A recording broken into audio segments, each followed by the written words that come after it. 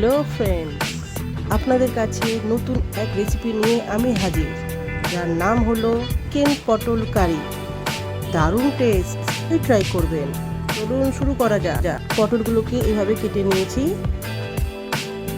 কড়াইতে তেল গরম করে সব পটলগুলোকে ভালো করে দিয়ে নুন অল্প হলুদ দিয়ে ভালো করে নাড়িয়ে ভেজে নেব লাল লাল করে।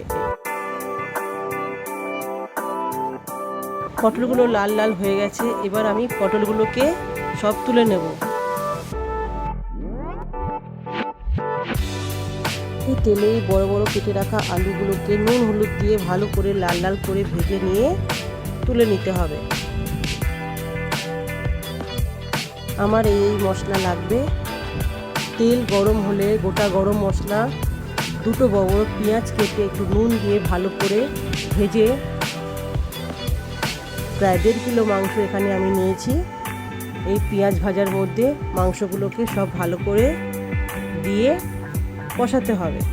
চিকেনটাকে ভালো করে ভাজবো, ভাজতে ভাজতে এর তেল বেরিয়ে আসবে। আপনারা দেখতেই পাচ্ছেন এই চিকেন থেকে কত সুন্দর তেল বেরিয়েছে, ভাজা হয়ে গেছে।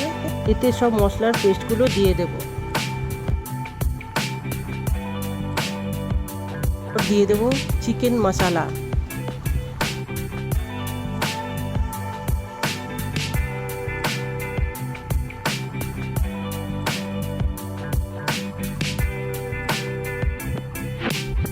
পর দেব কাশ্মীরি লাল মির্চ,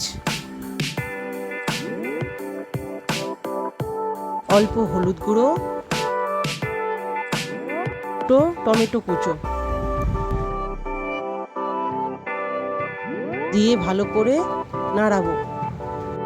করে নাড়ানো হয়ে গেলে এরপর দেবো ভেজে রাখা আলু, দিয়ে আবারও ভালো করে কষাবো। আপনারা দেখতেই পাচ্ছেন পুরো তেল বেরিয়েছে। এরপর আমরা দেব ভেজে রাখা পটল, দিয়ে ভালো করে নাড়াবো, ঢেকে রাখবো। তো গরম জল দেব, তারপরে গরম মশলা গুঁড়ো, অল্প নুন দিয়ে ভালো করে নাড়িয়ে 3 মিনিট ঢেকে রাখবো। ঢাকনা খুলে ভালো করে নাড়াতে হবে। আপনারা দেখতেই পাচ্ছেন পটলটা কত সফট হয়ে গেছে, আলুটাও সুন্দর করে নরম হয়ে এসছে। ব্যাস একটু ফুটিয়ে নিলেই আমাদের রান্না কমপ্লিট, চিকেন পটল কারি। আপনাদের যদি এই রেসিপিটা ভালো লেগে থাকে সেই কমেন্টে জানাবেন। দেখা হবে নতুন এক রেসিপির সাথে। সুস্থ থাকুন, ভালো থাকুন।